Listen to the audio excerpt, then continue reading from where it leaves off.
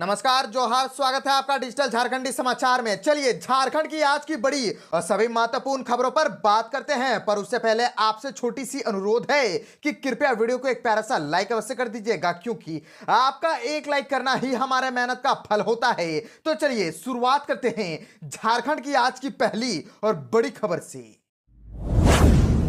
इस वक्त की बड़ी खबर झारखंड से आ रही है, जहां पर झारखंड में हेमंत सोरेन की 49,286 वृद्ध, विधवा और दिव्यांगों को बहुत बड़ी सौगात। अब आएंगे 3 महीनों की पेंशन के पैसे एक साथ। दरअसल वृद्ध, विधवा और दिव्यांग जनों के लिए एक बहुत बड़ी खुशखबरी आ गई है। 3 महीने की पेंशन एक साथ दी जाएगी। आज से इनके खाते में पैसे आने शुरू हो जाएंगे। हफ्ते भर में सभी लाभुकों के खाते में पैसे खटाखट पहुंच जाएंगे और सभी लाभुकों के खाते में 3 महीने के 1,000 रुपए भेजे जाएंगे।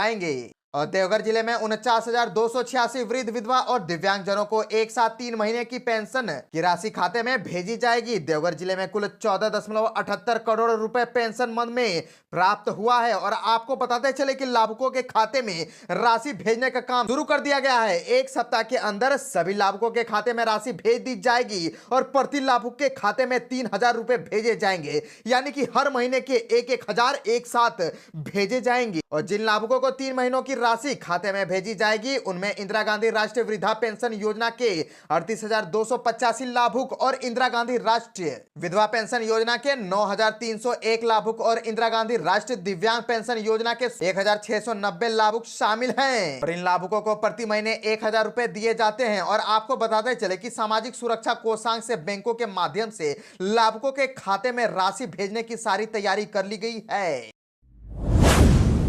झारखंड में सेस की चोरी नहीं कर सकेंगे बिल्डर और ठेकेदार, हेमंत सोरेन सरकार ने बना लिया है प्लान। दरअसल राज्य में निजी और सरकारी निर्माण कार्य करने वाले बिल्डर और ठेकेदार सेस की राशि चोरी नहीं कर सकेंगे। उन्हें हर हाल में निर्माण कार्यों की कुल लागत का 1% सेस झारखंड भवन एवं अन्य सन्निर्माण कामगार कल्याण बोर्ड को देना होगा, ताकि उस राशि से निबंधित मजदूरों के लिए कल्याण योजनाएं संचालित की जा सके। सेस की वसूली में विभिन्न विभाग की लापरवाही नहीं बरत पाएंगे। अभी तक सेस की वसूली मैनुअल होती थी, जिसमें कई ठेकेदार और बिल्डर पूरी राशि जमा नहीं करते थे। अब राज्य सरकार सेस वसूलने से लेकर के मजदूरों के लिए संचालित होने वाली सभी योजनाओं को ऑनलाइन करने के लिए श्रम नियोजन एवं प्रशिक्षण विभाग सेस मैनेजमेंट सिस्टम लागू करने जा रही है। और सेस एंड मैनेजमेंट सिस्टम के माध्यम से निर्माण कार्यों से लेकर के सेस की वसूली को ऑनलाइन किया जाएगा, ताकि उनकी निगरानी विभिन्न स्तरों पर की जा सके। और इसके माध्यम से जिलों को लक्ष्य भी दिया जाएगा और डेटा की समीक्षा भी की जा सकेगी। झारखंड से और एक बड़ी खबर आ रही है, जहां पर झारखंड में फर्जी परीक्षार्थी गिरफ्तार। महाकुंभ स्नान करने गए दोस्त की जगह दे रहा था परीक्षा। जी हां, दरअसल झारखंड अधिविद्य परिषद यानी कि जैक बोर्ड द्वारा आयोजित इंटरमीडिएट की परीक्षा में एक परीक्षार्थी के स्थान पर दूसरा युवक परीक्षा देते पकड़ा गया। यह मामला राज्य संपोषित +2 उच्च विद्यालय केंद्र का है। पकड़ा गया युवक 22 वर्षीय प्रिंस कुमार हजारीबाग के केरेडारी थाना क्षेत्र के जोको गांव का रहने वाला है। वह चतरा के टणवा स्थित वनांचल इंटर कॉलेज की परीक्षा रोहित कुमार साव के स्थान पर परीक्षा दे रहा था। और प्रधानाचार्य सह केंद्रीय अध्यक्ष नीरज कुमार ने जानकारी दी कि इंटरमीडिएट परीक्षा में जांच के दौरान एक फर्जी परीक्षार्थी पकड़ा गया है। प्रिंस कुमार को टणवा पुलिस को सौंपते हुए कदाचार के आरोप में मामला दर्ज कराया गया है। और जानकारी के अनुसार परीक्षार्थी रोहित कुमार साव महाकुंभ में स्नान करने के लिए प्रयागराज गया हुआ है। उसके स्थान पर प्रिंस कुमार इंटरमीडिएट की परीक्षा दे रहा था। और थाना प्रभारी उमेश राम ने बताया कि केंद्राधीक्षक के आवेदन के आधार पर परीक्षा में कदाचार का मामला दर्ज कर गिरफ्तार प्रिंस को जेल भेज दिया गया। झारखंड में इन दिनों जैक बोर्ड की मैट्रिक और इंटरमीडिएट की परीक्षा आयोजित की जा रही है। इस दौरान इंटरमीडिएट की परीक्षा में कदाचार का मामला सामने आया है। इस मामले में कार्रवाई करते हुए आरोपी फर्जी परीक्षार्थी को गिरफ्तार कर लिया गया है और जेल तक भेज दिया गया है। बांग्लादेशियों से बिगड़ी संथाल की कानूनी व्यवस्था, सांसद निशिकांत की हेमंत सोरेन सरकार को 6 महीने की मोहलत। कहा अपराध नहीं रुका तो होगा बहुत बड़ा आंदोलन। देवघर में पिछले 3 दिनों से हुई 2 हत्याओं के बाद सांसद निशिकांत दुबे ने झारखंड सरकार पर गंभीर आरोप लगाए हैं। उन्होंने कहा कि बांग्लादेशी घुसपैठिए संथाल परगना क्षेत्र में अपना वर्चस्व बढ़ा रहे हैं और कानून व्यवस्था को बिगाड़ रहे हैं। दुबे ने यहां तक कहा कि मुख्यमंत्री हेमंत सोरेन की सरकार अपराध नियंत्रण की बजाय शिवरात्रि महोत्सव, बालू गिट्टी के अवैध कारोबार और अवैध ट्रांसफर, पोस्टिंग जैसे मामलों में ज्यादा रुचि ले रहे हैं। उन्होंने कहा कि पहली बार देखा जा रहा है कि देवघर में डीआईजी एसपी के रूप में काम कर रहे हैं। उन्होंने मुख्यमंत्री से कानून व्यवस्था सुधारने के लिए आईजी रैंक के अधिकारी की तैनाती की मांग की है। और सांसद ने चेतावनी देते हुए कहा है कि लोकसभा चुनाव जीतने के बाद उन्होंने हेमंत सरकार को 6 महीने का समय दिया है। अगर इस अवधि में अपराध और कानून व्यवस्था पर नियंत्रण नहीं लगा तो वे सरकार के खिलाफ आंदोलन करेंगे। उन्होंने कहा कि बांग्लादेशी घुसपैठियों का मकसद पूरे संथाल परगना क्षेत्र को अपने नियंत्रण में लेना है, जिससे आम जनता प्रभावित हो रही है। 13 से 15 अप्रैल तक जेएमएम का महाधिवेशन। साल के अंत तक दिल्ली में होगा पार्टी कार्यालय। अब बंगाल, असम और छत्तीसगढ़ तक विस्तार। झारखंड मुक्ति मोर्चा अब क्षेत्रीय दल की छवि से बाहर निकलकर राष्ट्रीय पार्टी बनने की रणनीति बनाने में जुट गया है। पार्टी अब अपना विस्तार झारखंड से बाहर यानी कि दिल्ली, बंगाल, असम, छत्तीसगढ़ में भी करेगी। इसे लेकर के तैयारियां भी चल रही है।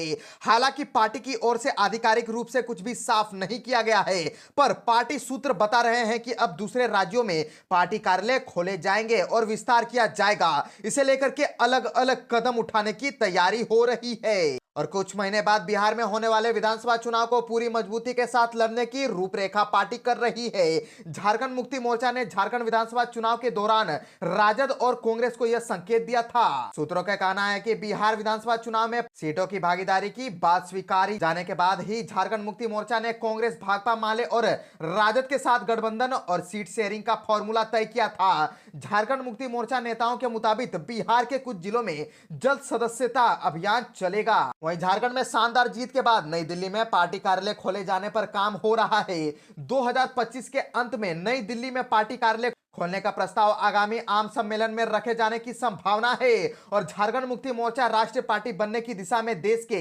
विभिन्न हिस्सों में अपनी पहचान बनाने के लिए तेजी से काम कर रहा है। झारखंड मुक्ति मोर्चा का 13वां महाधिवेशन 13 से 15 अप्रैल तक रांची के प्रभात तारा मैदान में होगा। इसमें पश्चिम बंगाल, बिहार, उड़ीसा और असम की इकाइयों सहित 5,500 से अधिक पार्टी प्रतिनिधि के भाग लेने की संभावना है। झारखंड के अलावा झारखंड मुक्ति मोर्चा का संगठनात्मक आधार उस क्षेत्र में है जिसकी चर्चा कभी वृहद झारखंड क्षेत्र के रूप में होती थी। छात्रों के लिए एक बहुत बड़ी खुशखबरी, बरियातू फार्मेसी इंस्टीट्यूट में शुरू होगा बी फार्मा कोर्स।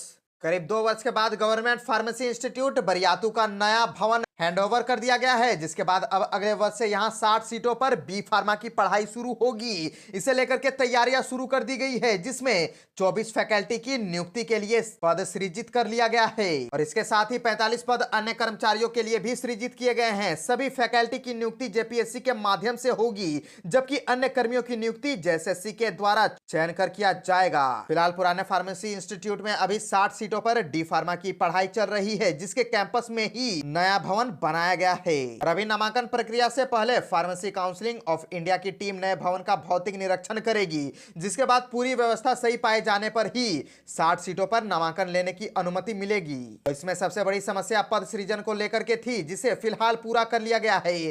काउंसिलिंग से अनुमति मिलने के साथ ही आगे की प्रक्रिया सरल होगी। उम्र कैद की सजा काट रहे 37 कैदियों की लगी लॉटरी, जल्द होंगे रिहा। झारखंड के अलग अलग जेलों में उम्र कैद की सजा काट रहे 37 कैदियों के लिए एक खुशखबरी आ गई है कि मुख्यमंत्री हेमंत सोरेन की अध्यक्षता में हुई झारखंड राज्य सजा पुनरीक्षण परिषद बैठक में इन कैदियों को रिहा करने का फैसला लिया गया है। राजधानी रांची के काके रोड रांची स्थित मुख्यमंत्री आवासीय कार्यालय में आयोजित झारखंड राज्य सजा पुनरीक्षण परिषद की बैठक में 103 मामलों की समीक्षा के बाद यह फैसला लिया गया है और बैठक में रिहाई से संबंधित नए मामलों के साथ साथ वैसे कैदियों के मामले पर भी पुनर्विचार किया गया, जिन्हें झारखंड राज्य सजा पुनरीक्षण परिषद की पिछली बैठकों में अस्वीकृत कर दिया गया था। बैठक में मुख्यमंत्री ने राज्य सजा पुनरीक्षण परिषद की अनुशंसा के आलोक में राज्य के विभिन्न कारागारों में आजीवन सजा काट रहे 103 कैदियों को रिहा करने के प्रस्ताव पर अधिकारियों के साथ बिंदुवार गहन विचार विमर्श किया। राज्य सजा पुनरीक्षण परिषद की ओर से जिन लोगों की रिहाई की अनुशंसा की गई थी, उन पर गंभीरता से विचार किया गया। मुख्यमंत्री ने कैदियों के अपराध की प्रवृत्ति और कोर्ट संबंधित जिलों के पुलिस अधीक्षकों, जेल अधीक्षक एवं प्रोबेशन अधिकारियों के मंतव्य की पूरी जानकारी ली। इसके बाद 37 कैदियों को रिहा करने के प्रस्ताव पर मुख्यमंत्री हेमंत सोरेन ने अपनी सहमति दी। आपको बताते चले कि मुख्यमंत्री हेमंत सोरेन ने अधिकारियों से कहा कि इन कैदियों की रिहाई के बाद सभी की सामाजिक, आर्थिक एवं पारिवारिक पृष्ठभूमि का सत्यापन जरूर करें। झारखंड सरकार की जन कल्याणकारी योजनाओं से जोड़े उन्हें कारा महानिरीक्षक को निर्देश दिया कि रिहाई के बाद विधियों का ट्रैक रिकॉर्ड मेंटेन करें। जिलों के पुलिस अधीक्षक एवं अन्य अधिकारी इनकी सभी गतिविधियों की निरंतर मॉनिटरिंग करें। वित्त मंत्री राधाकृष्ण किशोर का दावा, आर्थिक मोर्चे पर मजबूत है झारखंड। भाजपा नेता ने किया पलटवार। झारखंड की हेमंत सोरेन सरकार वर्ष 2025 से 26 के आम बजट को अगवा बजट बनाने की कोशिश कर रही है। समावेशी और विकासोन्मुख बजट के लिए जनता जनार्दन की भी राय ली गई है। सरकार ने इस वित्त वर्ष की समाप्ति से पहले अपने लक्ष्य से अधिक राजस्व प्राप्त करने की पहल तेज कर दी है। और राज्य के वित्त मंत्री राधाकृष्ण किशोर ने दावा किया है कि राज्य की आर्थिक स्थिति बेहद मजबूत है। उन्होंने कहा कि राजकोषीय घाटा अगर 3% भी हो तब भी इसे ठीक माना जाता है, लेकिन झारखंड में हेमंत सोरेन सरकार की कुशल वित्तीय प्रबंधन की वजह से राजकोष घाटा सिर्फ 1.5% है। वित्त मंत्री राधाकृष्ण किशोर ने कहा कि राज्य की अच्छी स्थिति के बावजूद सरकार अपने राजस्व बढ़ाने और लक्ष्य से 5 से 10 हजार करोड़ रुपए अधिक की वसूली के लिए प्रयास कर रही है। मंत्री राधाकृष्ण किशोर ने कहा कि सरकार ने वर्तमान वित्त वर्ष में 1,28,000 करोड़ का लक्ष्य रखा था, जिसमें से अधिक राजस्व वसूली हो इसके लिए जरूरी निर्देश दे दिए गए हैं। आपको बताते चले कि राज्य के वित्त मंत्री ने कहा कि राज्य में मुख्यमंत्री मैया सम्मान योजना के लिए इस वित्त वर्ष में राशि की कोई कमी नहीं है। उन्होंने कहा कि तकनीकी वजहों से लाभुकों के खाते में राशि नहीं गई है। राधाकृष्ण किशोर ने कहा कि सरकार टैक्स चोरी रोककर अपने लक्ष्य 1,28,000 करोड़ से 5,000 करोड़ ज्यादा राजस्व प्राप्त करना चाहती है और इसके लिए डीसी और अधिकारियों को आदेश भी दिए गए हैं। वहीं राज्य का राजकोषीय घाटा भी बेहद कम है। ऐसे में कल्याणकारी योजनाओं के लिए सरकार को धन की दिक्कत भी नहीं होगी। झारखंड में कैसे घुस गए आतंकी, पुलिस को नहीं लगी भनक। एटीएस की रिपोर्ट से मचा हड़कंप। पड़ोसी देश बांग्लादेश में राजनीतिक उथल पुथल का फायदा आतंकवादी संगठन उठा रहे हैं। चर्चा है कि वहां के आतंकी संगठन भारत विरोधी साजिश रच रहे हैं और झारखंड एटीएस की सतर्कता से इस आशंका को और बल मिला है। मीडिया रिपोर्ट के अनुसार पिछले दिनों राज्य के पाकुड़ जिला में कथित तौर पर संदिग्धों का आतंकी प्रशिक्षण दिया था। एटीएस की इससे जुड़ी रिपोर्ट आने के बाद पुलिस अलर्ट मोड में है। दरअसल एटीएस को कथित तौर पर सूचना मिली है कि प्रतिबंधित आतंकी संगठन जमात-उल मुजाहिदीन बांग्लादेश का आतंकवादी अब्दुल मम्मून 6 जनवरी को पाकुड़ मुफस्सिल क्षेत्र में आया था।